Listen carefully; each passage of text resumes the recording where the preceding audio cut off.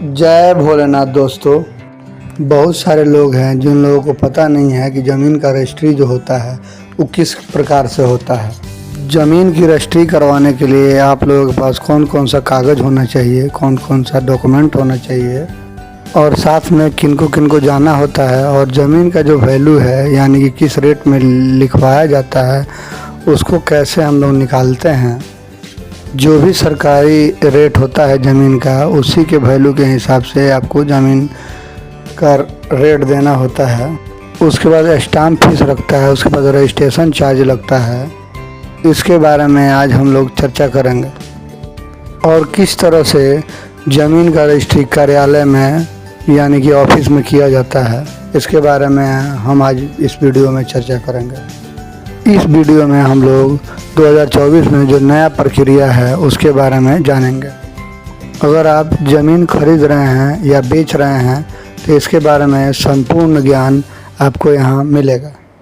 आप लोग वीडियो शुरू से लेकर अंत तक देखिएगा और वीडियो अच्छा लगे तो लाइक और सब्सक्राइब करिएगा, जिससे हम और वीडियो बना के डाल सकें।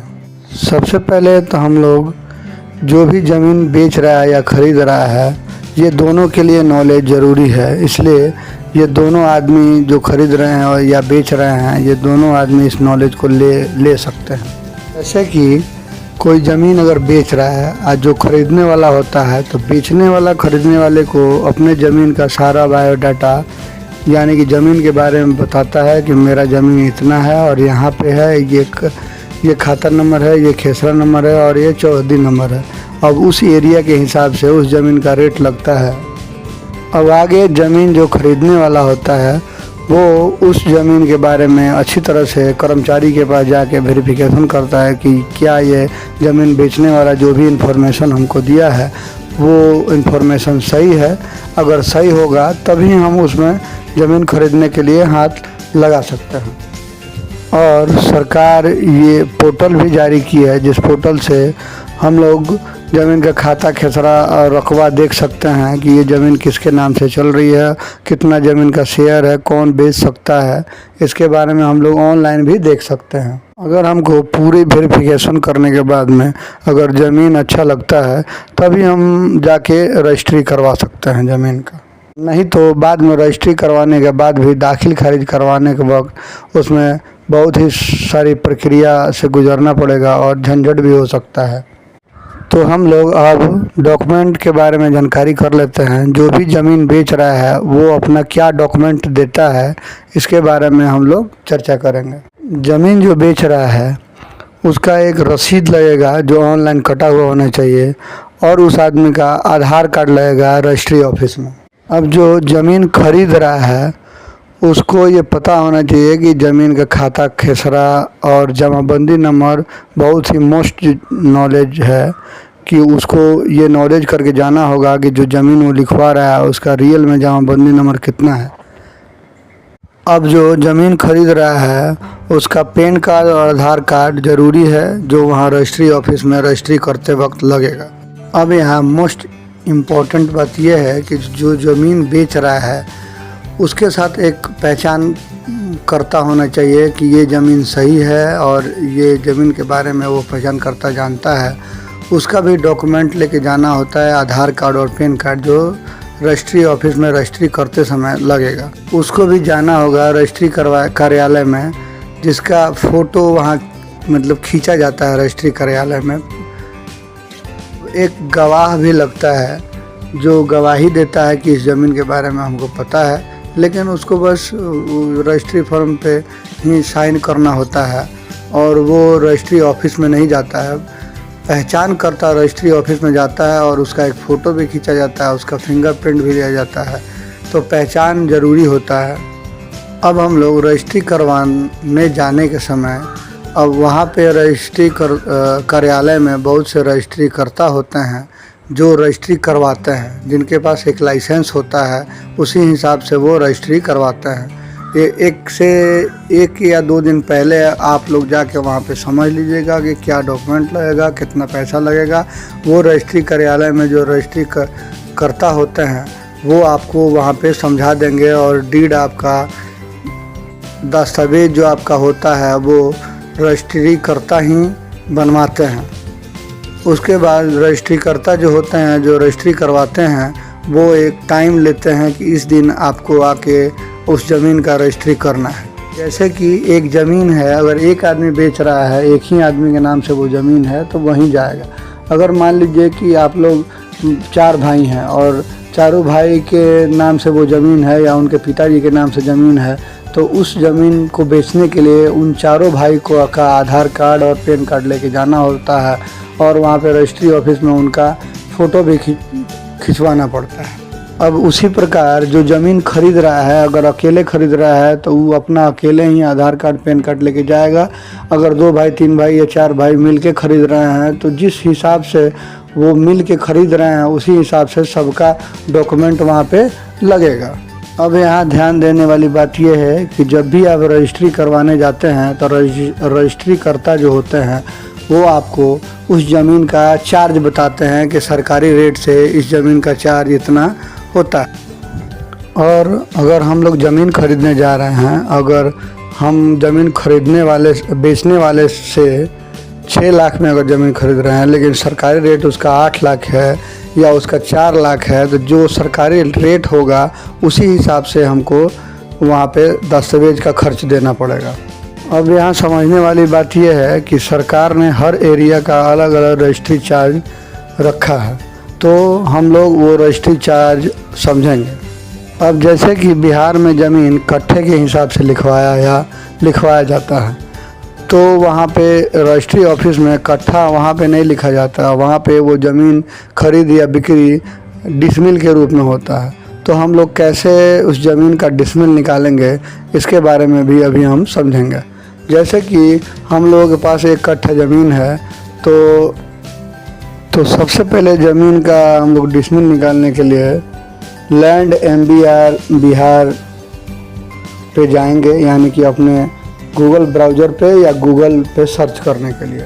यहाँ पे सबसे ऊपर वाला फॉर्मेट में हम लोग जैसे क्लिक करेंगे, यहाँ पे गवर्नमेंट ऑफ बिहार का एक फॉर्मेट खुल के हमारे सामने आ जाएगा। ये पूर्णतः सरकारी पोर्टल है जहाँ पे हम लोग ज़मीन के इस बारे में नॉलेज लेंगे। तो सबसे पहले आप लोग जहाँ रजिस्ट्री करवाने जा रहे हैं उस रजिस्ट्री ऑफिस का वहाँ पे चयन करना होता है। आपका जो रजिस्ट्री ऑफिस है वो कहाँ है, यहाँ पे सबसे ऊपर वाले में चूज करना है। उसके बाद सर्कल यानी जो भी आपका अंचल है उसको सेलेक्ट करते हैं। उसके बाद में थाना कोड में जहाँ पे मौजा होता है जिस ज़मीन का, वो उस गांव का नाम हम लोग सर्च करते हैं। उसके बाद अपना गांव जैसे ही चूज करेंगे उसके बाद में थोड़ा सा रिफ़्रेश होता है। रिफ़्रेश होने के बाद में उस जगह का जो सरकारी वैल्यू है वो उसके जस्ट नीचे देखने को मिल जाता है। सबसे पहले आप लोग देख रहे होंगे कि 2 फसला यानी कि खेतहर ज़मीन है, उसको 1 डिसमिल का 20 रुपये चार्ज देना होता है।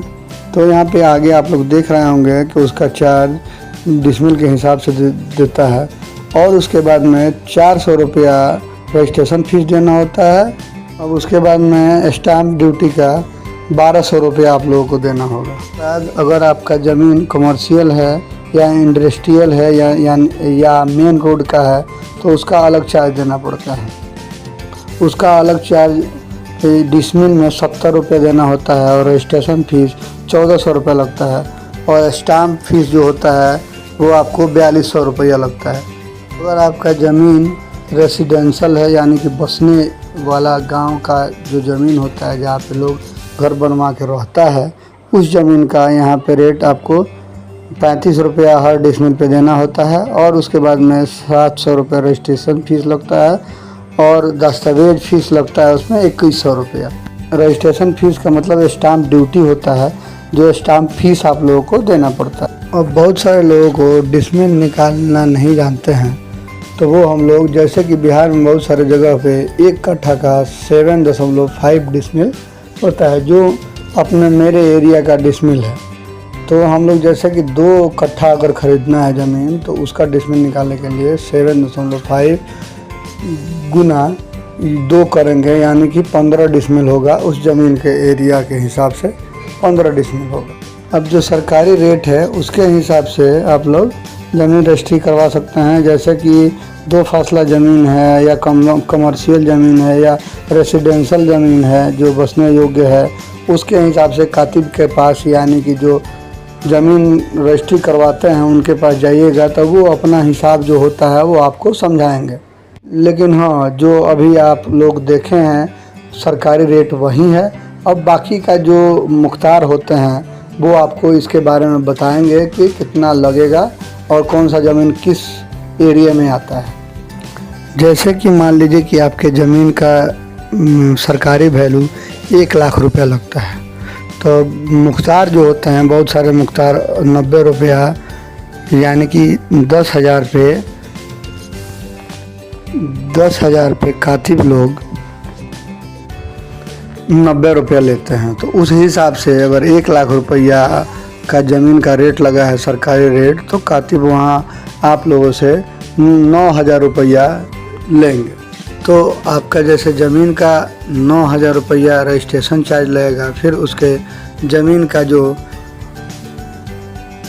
रजिस्ट्री का देना होता है वो अपने से खुद से आप लोग कैलकुलेट यानी कि समझ सकते हैं। जिस हिसाब से मुख्तार लोग ज़मीन का रेट लगाते हैं उस हिसाब से उनसे पूछ के आप लोग अपने से खुद से निकाल सकते हैं कि ज़मीन का कितना रेट लग रहा है और कितना ज़मीन का लिखाई आप लोगों को देना पड़ेगा। उस हिसाब से आप लोग मुख्तार से समझ के खुद से उस ज़मीन का रेट आप लोग निकाल सकते हैं। उसके बाद में कातिब जो होते हैं यानी कि मुख्तार, वो ज़मीन का चालान जमा करते हैं। तो ज़मीन का चालान भी जमा करते हैं, तो उस समय आप लोगों को पता चल जाएगा कि कितना ज़मीन का चालान मुख्तार लोग जमा कर रहे हैं। अब मान लीजिए कि वो दस्तावेज लिखते हैं, तो मुख्तार लोग लिखते हैं, जमा करते हैं, वो सारा प्रक्रिया वहाँ पे रजिस्ट्री ऑफिस में जाके करवाते हैं। तो उनको भी तो कुछ चाहिए, तो वो सब इसी में जोड़ के आप लोगों को बता देते हैं कि ज़मीन का कितना चार्ज लगता है, कितना उनका चार्ज लगता है।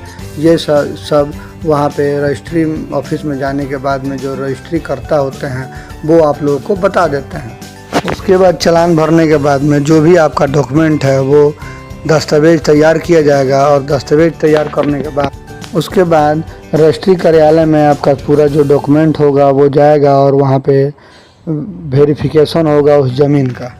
अब उसके बाद जो भी रजिस्ट्रार वहाँ पे रजिस्ट्री ऑफिस में बैठे होंगे वो आप लोगों को बुलाएंगे और पूछेंगे कि आपका ज़मीन है और आप ज़मीन कितने में और कितना कट्ठा बेच रहे हैं, और आप लोगों को वहाँ पे जो सरकारी रेट के हिसाब से ज़मीन बेच रहे हैं उसी के बारे में वहाँ बताना है कि सरकारी रेट में इतना ज़मीन बेच रहे हैं, इतना कट्ठा बेच रहे हैं और हम होशो हवास में बेच रहे हैं। यानी कि रजिस्ट्रार का आपको बुला के पूछेंगे, सामने पूछते हैं कि ये ज़मीन आप बेच रहे हैं, तो आप लोगों को वहाँ पे जाके ज़मीन जो बेचने वाले होते हैं वो वहाँ पे इकरार करते हैं कि हाँ हम ज़मीन बेच रहे हैं। उसके बाद आप लोगों का बायोमेट्रिक सत्यापन यानी कि अंगूठा जो 10 उंगली का जो भी फिंगरप्रिंट होता है वो फिंगरप्रिंट लगता है, और आप लोगों का फ़ोटो वहाँ पे खींचा जाता है रजिस्ट्री ऑफिस में। वहाँ पे जो ऑपरेटर होता है जो सबसे पहले ज़मीन बेच रहा है उसका सिग्नेचर करवाएगा, फ़ोटो लेगा और अंगूठा का निशान भी लेता है। अब उसके बाद में कुछ ही देर के बाद आपको वो दस्तावेज मिल जाता है जो ज़मीन आप लोग बेचे या ख़रीदे हैं। अब ख़रीदने वाला वो ज़मीन का दस्तावेज लेके और दाखिल खारिज के लिए अप्लाई करवाते हैं। तो दाखिल खारिज अप्लाई करवाने के लिए भी हम एक वीडियो बनाए हैं, उसको आप लोग देख लेंगे और ख़ुद से दाखिल खारिज अप्लाई कर सकते हैं, या किसी साइबर कैफ़े या ऑनलाइन के दुकान पे जाके आप लोग देके और उसको दाखिल खारिज करवाने के लिए अप्लाई करवा सकते हैं। अप्लाई करवाने के बाद में कर्मचारी से जाके मिल के वो कागज़ जमा करना पड़ता है जो दाखिल खारिज आपके नाम पे करेगा, और उसके बाद में रसीद कट जाता है। अगर वीडियो आप लोगों को थोड़ा सा भी अच्छा लगे तो इसको लाइक और सब्सक्राइब करें और कमेंट करें। जो भी आप लोगों को समझ में नहीं आया है उसके बारे में हम ज्ञान देंगे। वीडियो देखने के लिए बहुत बहुत धन्यवाद। जय भोलेनाथ।